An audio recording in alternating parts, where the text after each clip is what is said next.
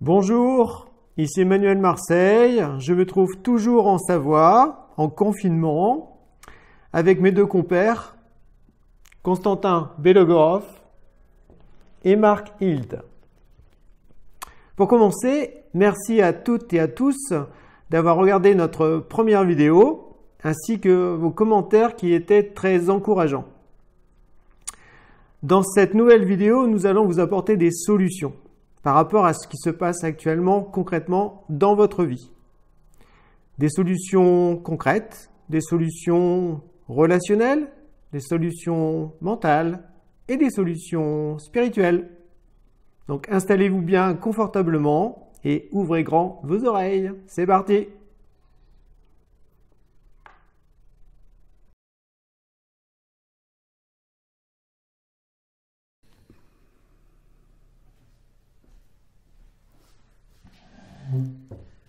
Alors, ce confinement, qu'est-ce que ça vous évoque? Ce qui se passe?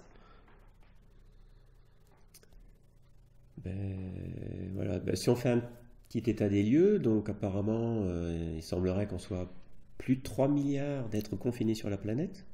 C'est quand même très inédit et spécial. Ce qu'on peut remarquer aussi, c'est que les autorités étaient plus ou moins douces au départ, on va dire raisonnables. Et puis plus ça va, plus ça se durcit, ça se militarise aussi un petit peu partout là. Ensuite, ça se prolonge. J'ai même vu des articles qui parlaient, qu'ils envisageaient des spécialistes qui suivent des modèles de simulation. Comment le coronavirus pourrait se répandre. Des simulations sur 6 à 18 mois. Donc, à mon avis, les gens vont péter un plomb largement avant. Ouais. C'est énorme. Ouais, tout à fait. Alors, qu'est-ce qu'on pourrait tirer de la situation, monsieur Belogorov? Déjà commencer par faire une simulation pour 100 ans, par exemple. Voir qu'est-ce que ça va donner au bout de 100 ans. 100 ans de confinement, quoi. Je pense pas que je vivrai aussi longtemps. C'est chez Garcia Maria Lorca, je crois. Là. Il est à 100 ans de solitude, là. 100 ans de solitude. C'est pas son jour? C'est différent. 100 ans de solitude, là. Donc, du coup, bon, quarantaine, hein. On est bien dans la carême qui nous prépare pour quelque chose. Effectivement, il y a Pâques qui est pas loin. Donc, après, peut-être qu'on peut tirer certaines... parce que là, ce qu'on va essayer quand même de faire, c'est donner des solutions. Ce qu'on expérimente nous aussi, en fait, compte. Et de voir un petit peu comment... Voilà, où aller chercher des bonnes solutions. Alors, il y a l'autorité et puis il y a le confinement. Donc, le confinement, on voit bien qu'on est un petit peu étouffé chez soi, et de plus en plus. Et ce qui est dommage, c'est que les gens aussi rajoutent un petit peu à la peur ambiante. Ils respectent déjà assez bien, on va dire, les règles, mais ils en rajoutent, avec toutes ces phobies, que tout peut devenir contaminant, quoi. Le moindre truc, l'argent liquide peut devenir contaminant, il faut garder les distances, ça devient assez infernal. Donc on voit bien que relationnellement... D'ailleurs là, on est trop près les uns des autres. Oui, non, mais on a une distance respective pour l'état de confinement dans lequel on est. Mais il est vrai donc que relationnellement, ça devient vraiment... il y a un grand changement en fait. On sent comme quelque chose où les gens avaient plus ou moins des relations réelles avec les gens extérieurs, le voisinage et tout ça c'est un peu capté et les gens vivent de plus en plus dans le virtuel, puisqu'on ne peut plus se réunir et il faut garder des distances entre soi, quoi. Donc je pense relationnellement, ça montre aussi, comme il y a 3 milliards de confinés, qu'il y a au moins peut-être 3 milliards de personnes qui vivent plus leurs relations de manière virtuelle, à travers Internet, que de manière réelle, quoi. Et que le face-à-face fait peut-être défaut. Je ne sais pas ce que vous en pensez, mais... Du coup, chacun peut devenir roi pour soi, en fait, tout seul. C'est comme liberté totale, entre guillemets. C'est que tu n'es pas limité par des situations de la vie qui te peuvent mettre face à des choses relationnellement, je sais pas, plus ou moins difficiles et tout. C'est que tu peux imaginer tout ce que tu peux. Quand tu es devant l'écran, tout le temps, où la plupart du temps, il n'y a plus de dénominateur extérieur qui peut te ramener un peu à la réalité, je pense.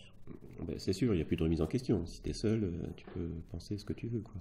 Ben, moi, je vois qu'il y a une sorte de déconnexion totale, déconnexion relationnelle, sociale, une déconnexion à la terre. Parce que comme les gens, ils n'ont pas le droit d'aller, par exemple, sur les plages, tout ça, c'est interdit. Donc on voit bien qu'au fond, le système ne veut plus que les gens aillent se ressourcer en nature, parce que c'est en étant en nature qu'on peut plus ressentir sa sécurité intérieure. Donc ce qui fait que les gens flippent davantage, parce qu'il n'y a pas ce contact avec la nature. Puis il y a aussi la déconnexion avec le ciel, parce qu'en fait, là, comme c'est en confinement, il y a les gens, les croyants, en fait, peuvent plus aller à l'église, ou enfin... Chacun dans sa religion ne peut plus au fond satisfaire son besoin intérieur de contact avec le divin à sa mesure. Donc on voit vraiment qu'il y a une coupure totale de l'être humain pour l'isoler, parce que même en fait les gens qui vivent en famille, chacun a son portable ou son ordinateur, donc chacun vit dans sa sphère en même temps. Donc c'est quand même... c'est l'image du couple qui va au restaurant et puis communique par SMS. Par SMS. D'ailleurs, là, par rapport à ça, c'est vrai que là, j'ai un ami d'Annecy là, qui m'a appelé, là, et les autorités sont non seulement ils barricadent la route, mais les pistes cyclables, le lac d'Annecy est interdit d'accès. Alors, ça ferait vraiment le plus grand bien. Enfin, qu'est-ce que ça prend à ce que des gens puissent se retrouver autour du lac, proche de la nature, séparés. Et puis même, pourquoi séparer ? Comme la séparation est très attaquée, moi je pense qu'il vaut mieux... ça se passe plutôt bien là, après notre 15e jour de confinement. En un espace un petit peu réduit mais aéré, il n'y a pas... Je pense que c'est vraiment le bon moment aussi pour faire un point. Parce que là, je ne pense pas qu'on retrouve la société telle qu'on l'a connue avant le confinement. Parce que d'un point de vue économique, c'est quand même assez catastrophique. D'ailleurs, Constantin, tu me disais qu'à Davos, c'est ça qu'ils avaient décidé cette situation, en fait. Et c'était quand ? C'était le forum lui-même, c'était entre 21 et 24 janvier, si je ne me trompe pas. Et apparemment, c'est une décision politique, c'est pas une décision, on va dire, médicale. Donc là, c'était décidé que il faut arrêter l'économie pour une certaine période. Là.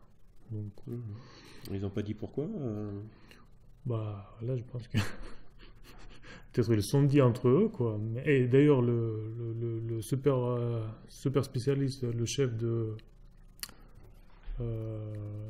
l'Organisation mondiale de la santé, il est là aussi, à Davos.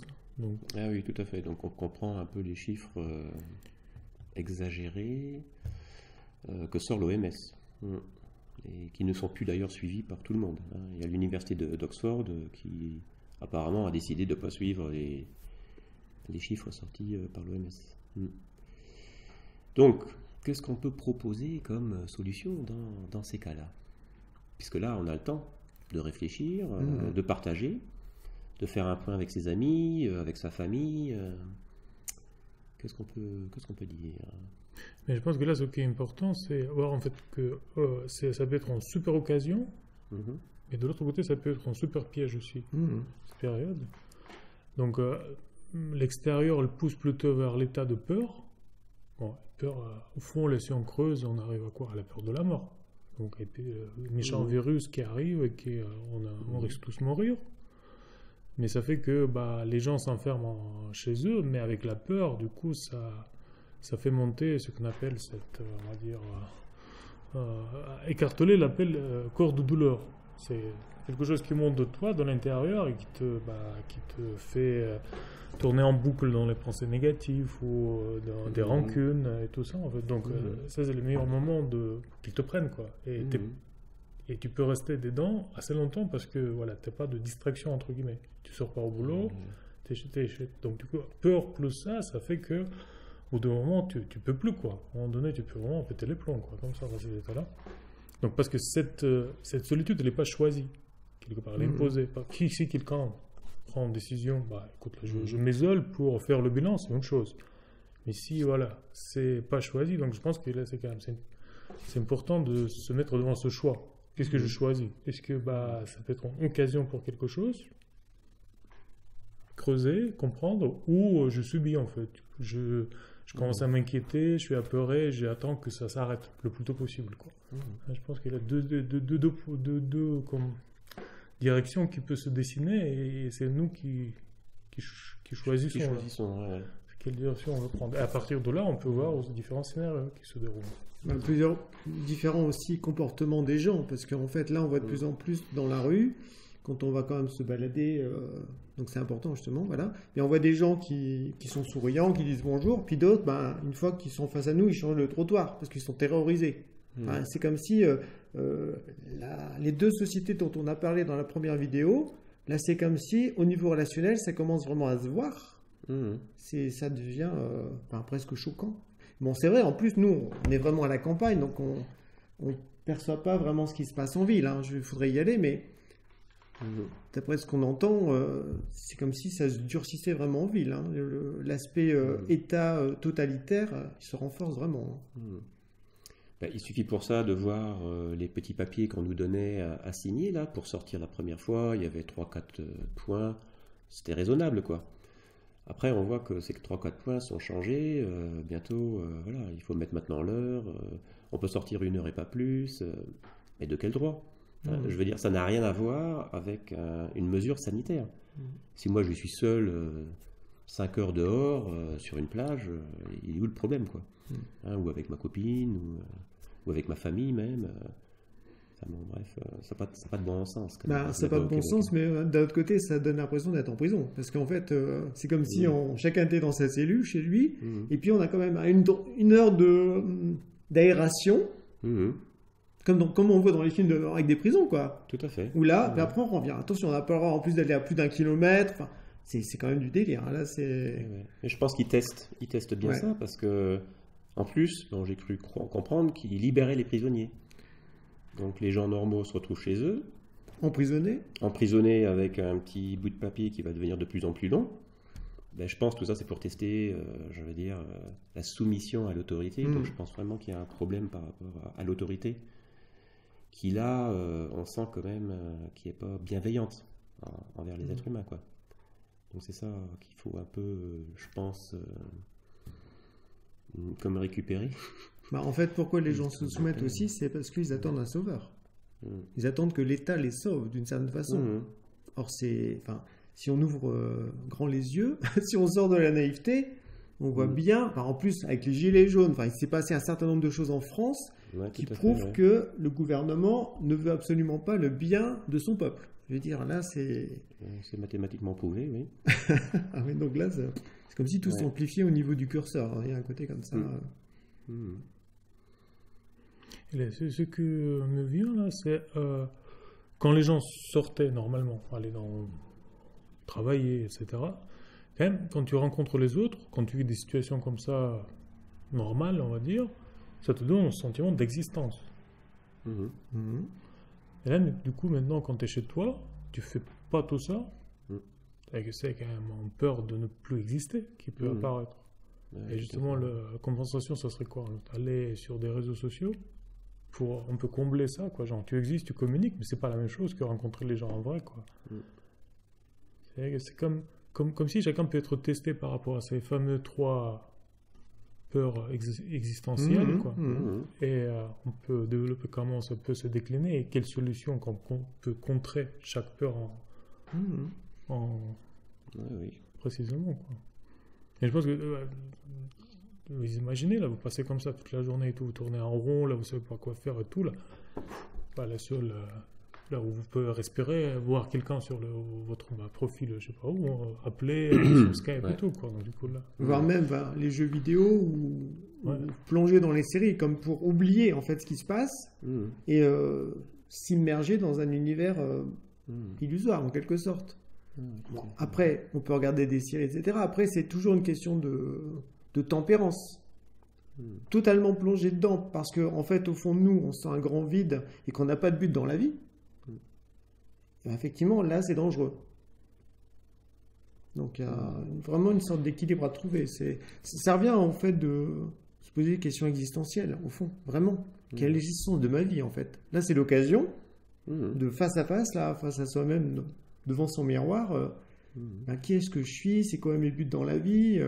Quelle image j'ai de l'existence? Enfin, tout ça, ça peut être très enrichissant. Mais il y a un choix à faire. Sinon, hop, on plonge dans le virtuel et puis on disparaît encore plus. Oui, tout à fait. Et on le voyait un petit peu dans ces aspects de l'humanité, parce qu'il y a des gens, effectivement, peut-être, je sais pas, Netflix doit tourner à fond, là, en ce moment, je sais pas, au niveau de la bande passante en France, mais il y a aussi beaucoup de gens qui prennent le temps de se faire ses propres opinions par rapport à ce qui est en train de se passer. Hein, les fameux capteurs de vérité dont on parlait. Donc eux, ils utilisent, je dirais, on va dire Internet à bon escient, et en plus, ils communiquent. Les infos, et justement, c'est comme ça qu'après qu'on peut lever des lièvres, quoi. Hein, parce que avec cet attente de sauveur, on peut bien imaginer la dangerosité, c'est que là, on a un médicament qui coûte le comprimé 10 centimes au niveau de la chloroquine, qui est peut-être toxique, hein, mais là aussi, il y a un auteur, par exemple, moi j'ai appris là que Pierre Lassalle a sorti un article où il parle de l'armoise naturelle, qui est déjà, qui agit dans le même registre médical que la chloroquine. Donc ça serait attesté, par exemple. Et donc, par rapport à ça, parce que j'ai eu un autre ami québécois qui m'a appelé là cet après-midi, on discutait, et lui, il disait que, par exemple, chez eux, au Québec, la vaccination n'est pas obligatoire.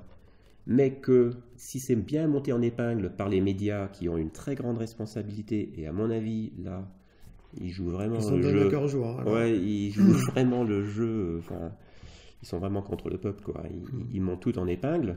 Ils peuvent créer comme une sorte de peur panique qui fait que tout le monde va aller se précipiter pour se faire injecter un vaccin qui coûte déjà hors de prix. Et puis Dieu sait qu'est-ce qu'ils peuvent, comme on l'a dit la dernière fois, injecter, quoi. Et ce qu'il y a dans le vaccin, parce que les compositions sont toujours secrètes. Donc c'est hallucinant, alors que moi je suis toujours effaré les gens acceptent un vaccin, ils savent pas ce qu'il y a dedans.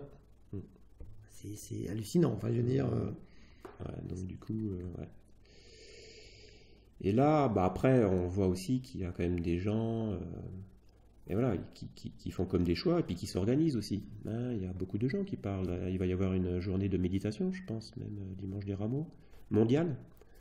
Hein, il y a d'autres personnes qui militent tous les matins entre 8h et 9h30 avec une certaine harmonisation qui permet de se rééquilibrer et puis aussi de se rééquilibrer avec la nature aussi. Hein, donc l'harmonisation vitale.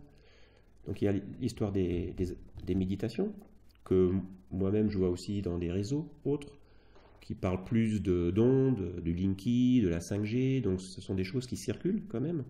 On voit bien qu'il y a un côté...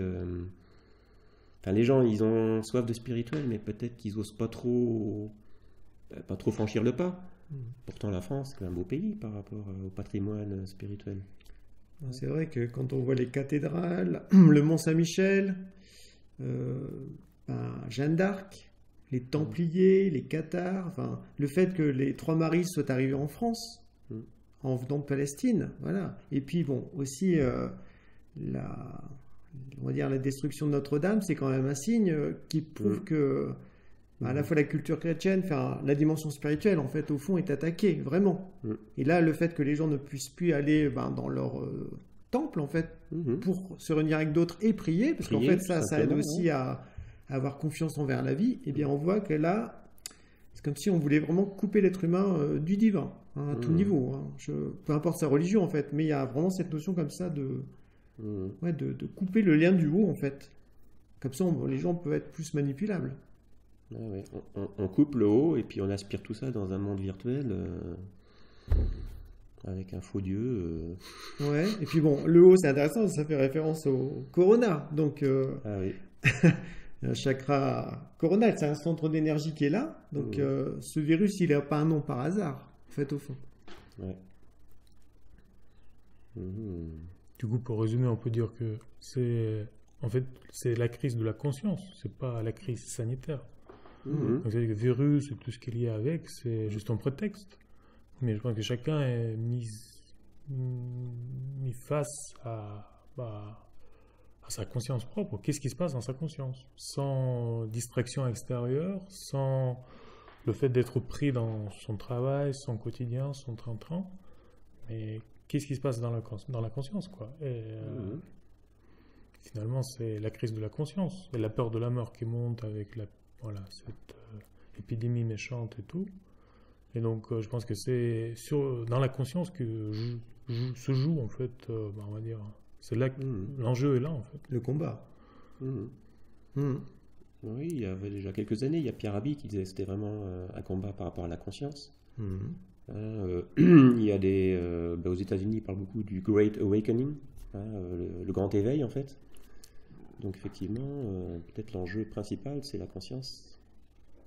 Et en fait, ce virus, si on pense au coronavirus, il attaque plusieurs points en l'être humain, d'une certaine façon. Bon, il attaque les poumons.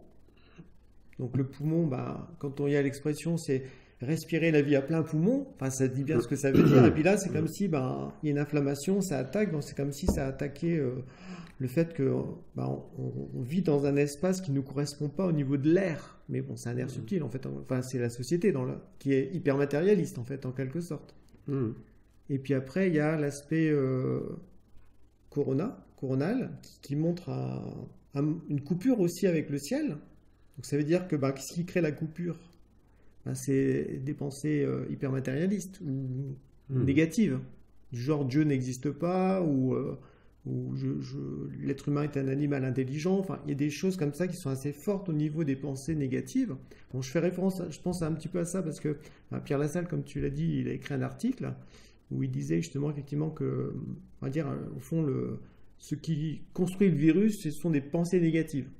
Voilà, donc, ou des pensées sombres en quelque sorte. Donc peut-être qu'il y a certaines pensées qu'on nourrit, que la société nourrit à fond les manettes pour que les êtres humains se conditionnent, et puis en fond ça ne fait que renforcer ce virus.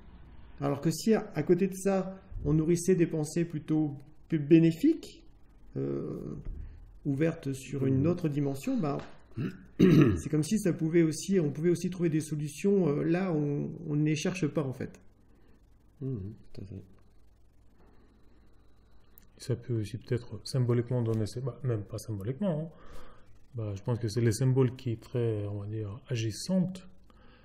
Et en fait, ce choix devant deux directions possibles, devant deux sociétés possibles, devant deux attitudes possibles envers le virus, c'est en fait ce que chacun vit dans sa conscience. Donc la partie basse, on va dire, de nous-mêmes qu'on peut appeler ego.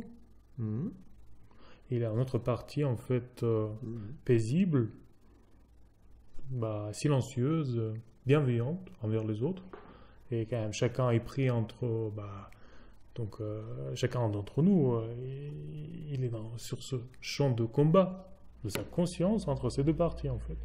Et donc, comme si cette crise met face au choix avec quelle partie tu t'identifies. Donc, ceux qui sont dans les peurs et tout, ils chutent. Et ça, c'est insécurité, quoi. C'est la peur de la mort et se sauver par tous les moyens, dans des solutions, entre guillemets, proposées par le système. Ou l'autre partie, c'est justement élévation intérieure et extérieure, recul, paix, qui peut arriver dans des situations comme ça, mais on peut vivre paix profonde. C'est pas impossible. Non, tout à fait, ouais. Et donc, et du coup, extérieurement, les deux sociétés vont se séparer, mais intérieurement, chacun va devoir choisir entre ces deux parties en soi, vers où il veut aspirer. Ouais, ça me fait penser ces deux parties en nous, auxquelles il faut comme presque se dissocier de l'ego. Ça fait vraiment penser à Saint Michel qui terrasse le dragon. Donc c'est comme si cette image, elle pouvait être aussi très inspirante. Ça pourrait être une des solutions d'ailleurs, je pense, de contempler l'image de Saint Michel qui terrasse le dragon. Il y en a plein. Et en fait, Saint Michel, c'est aussi, on va dire, l'esprit de la France. Il y a eu Jeanne d'Arc aussi. Enfin, il y a des choses très marquantes sur la dimension du combat, contre le mal d'une certaine façon.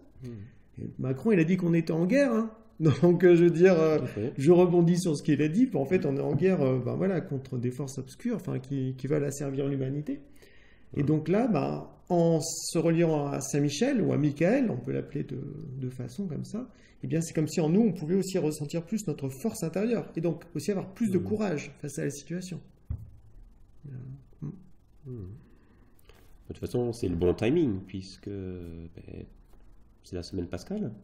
Donc on peut très bien prendre toute cette semaine pour faire un choix, au moins nourrir la partie plus consciente en nous,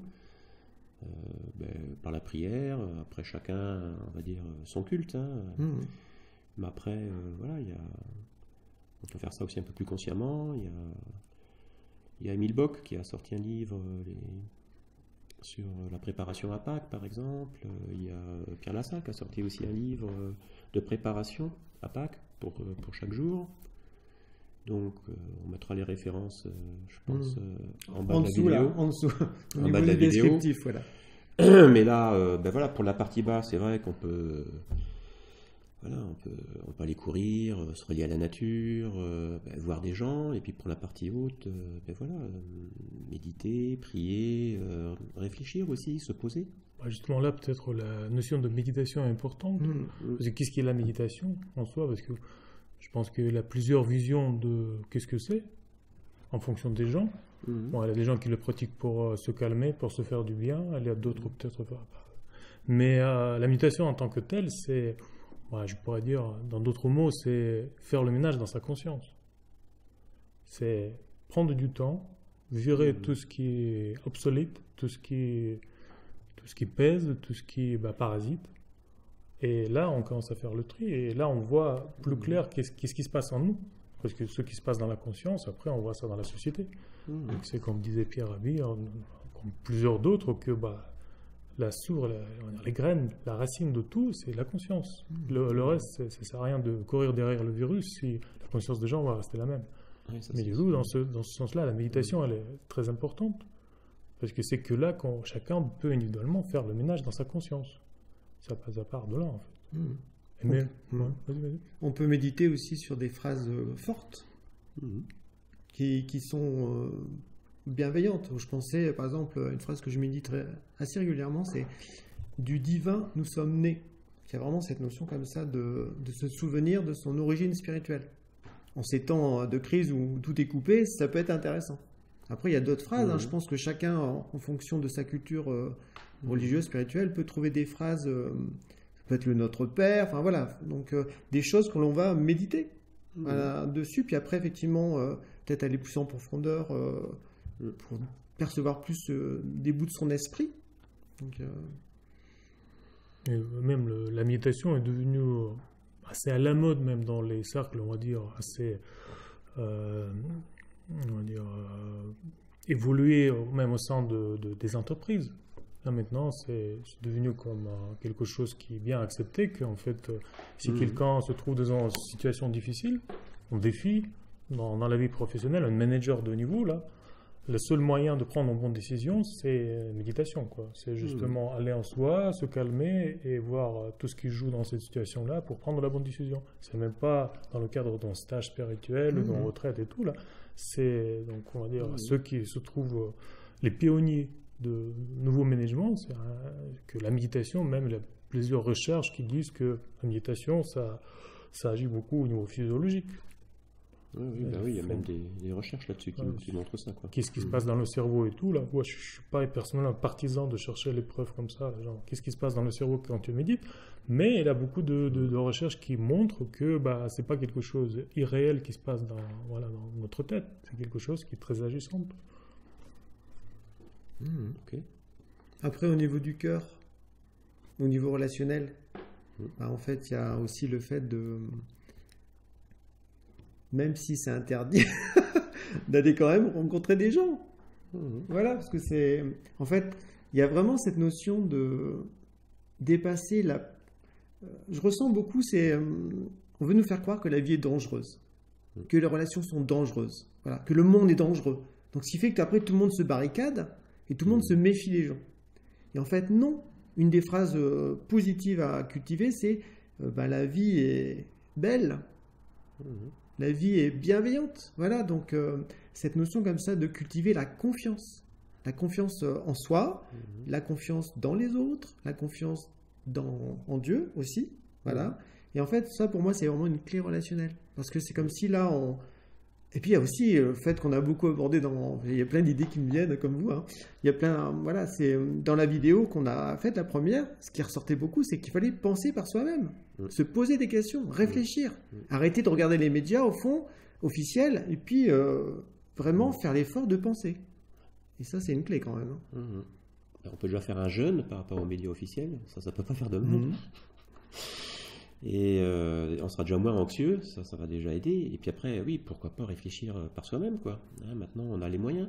Donc, et c'est très libérateur. Une fois qu'on connaît les choses, du coup, ça nous calme. Hein, alors, si on se calme déjà en pensant par soi-même et en méditant, on redevient normal. Hein, et on sort de la chose qui est anormale aujourd'hui, quoi. Mais tu penses que c'est possible un retour vers la normalité tant que l'a connue avant? Là, on sent quand même qu'il y a tellement de choses bizarres autour de nous. C'est pour ça que je pense qu'on est en train de prendre un petit peu les devants, en tout cas à inviter à la réflexion. C'est que déjà, c'était pas possible de continuer comme on faisait avant, de consommer, de ne pas se soucier de quoi que ce soit, et puis que Dieu y pourvoit, quoi. Il y a une responsabilité, on voit bien qu'on détruit la planète, on ne peut pas continuer à consommer comme on consommait. Et là, au niveau économie, on voit bien qu'on ne peut pas continuer comme ça à faire tourner la planche à billets à vide. Hein, on parle des crypto-monnaies, mais les billets, ça n'a plus aucune valeur. En fait, il n'y a plus aucun sens à tout ça. Sauf à une chose, c'est qu'il y a comme un ordre qui se met en place pour gouverner tout le monde, quoi. Et là-dedans... moi, je me prends plutôt pour un être spirituel, je ne me sens pas libre. Donc du coup, voilà, je cherche des solutions, j'invite mes amis, je pratique un petit peu ce qu'on a dit, quoi. Hein. Nous méditons et nous allons nous préparer à Pâques et nous allons partager peut-être nos trouvailles. Ce grand symbole, Pâques, c'est quoi là? C'est victoire sur la mort. En fait, là, tout le monde est mis face à cette peur. Parce que derrière chaque peur, elle a cette peur, quoi, de mourir, en gros. Quoi. Et le virus, ça représente ça, quoi. Donc peut-être, cette semaine vers laquelle on arrive dans cet état assez exceptionnel, ça peut être une occasion de plus creuser, entrer dans ce que ça signifie, cette semaine, et le combat derrière. C'est plus que d'actualité. Voilà. Ok. Bon, eh bien écoutez, nous espérons que cette vidéo vous a apporté quelques pistes de réflexion et des éléments de solution par rapport à votre vie. Et nous vous souhaitons une bonne journée. Au plaisir de vous revoir dans une prochaine vidéo. Merci. Bye bye. Merci.